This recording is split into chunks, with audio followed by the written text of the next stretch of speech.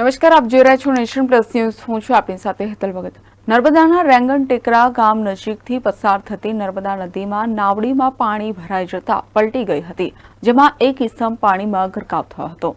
નર્મદાના રેંગણ ટેકરા ગામ નજીકથી અશોકભાઈ તડવી અને કનુભાઈ તડવી નાની નાવડીમાં મારફતે નર્મદા નદીમાં માંગરોળ ઓવારા તરફ જતા હતા, ત્યારે નદીની વચ્ચે આવતા નાવડીમાં પાણી ભરાઈ જવાથી નાવડી પલટી ગઈ હતી, જેમાં અશોકભાઈ તડવી નદીમાંથી તરીને બહાર નીકળી ગયા હતા.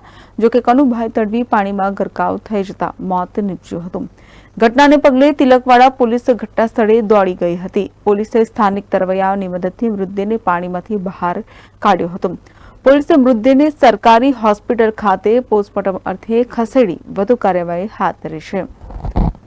Wasim Memon, nation plus news, Narmada.